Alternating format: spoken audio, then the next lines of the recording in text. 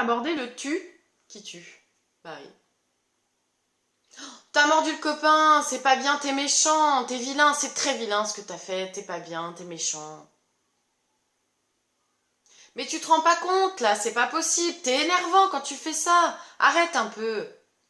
Tu. C'est interdit de mordre le copain, ça fait très mal. C'est agaçant. Quand tu sautes partout, pour moi, c'est difficile. Je me sens triste quand tu parles mal comme ça. En fait, l'intérêt avec le tu qui tue, tu es ci, tu es là, eh bien, c'est une manière d'incriminer la personne. Et donc, on a une atteinte directement à notre enfant, finalement, qui en plus est en train de se construire, et en train de s'identifier à ce vers quoi on le redirige. Donc on lui dit je suis super fière de toi, etc. Donc là, il existe dans notre regard, et en même temps, quand on lui dit t'es très méchant, t'as fait mal au copain, t'es très méchant, il s'identifie aussi à ça, et c'est fort quand même. Parce que le regard des autres, le regard de ses parents, c'est ce qui lui permet de grandir aussi, c'est son miroir. Par contre, d'expliquer que ce qu'il a fait, cette action, elle n'est pas bonne, c'est déjà bienveillant, et puis surtout, c'est plus facile de changer une action que de changer qui on est, profondément.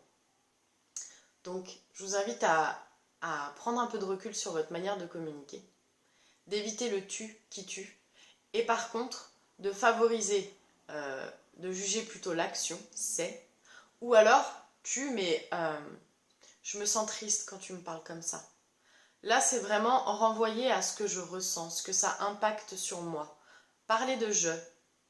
J'ai besoin, tu sais, d'ordre à la maison. Pour moi, c'est difficile quand ta chambre, elle n'est pas rangée. Voilà.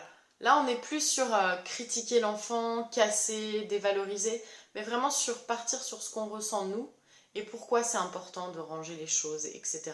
Et puis, on ne range pas forcément sa chambre pour maman, hein. Ça peut être aussi, là, c'est un exemple comme ça, mais c'est important pour toi aussi, tu sais, mon chéri, que ta chambre soit bien rangée quand tu veux retrouver tes jouets, que tu puisses ouvrir le tiroir et que tu saches que c'est là qu'il y a les Legos et pas autre chose. Voilà, vraiment en participant dans une communication bienveillante, alors participer à identifier déjà les moments où vous êtes dans du tu qui tue et d'essayer de corriger même une petite phrase chaque jour. Vous verrez que dans le temps, ce sera une attitude gagnante. Et puis pour votre enfant aussi, pour son estime de soi, c'est important. Donc voilà, je ne vais pas faire la vidéo plus longue, j'espère qu'elle vous aura été utile, n'hésitez pas à la partager, à liker mon travail, et je vous retrouve très prochainement pour une prochaine vidéo avec un immense plaisir.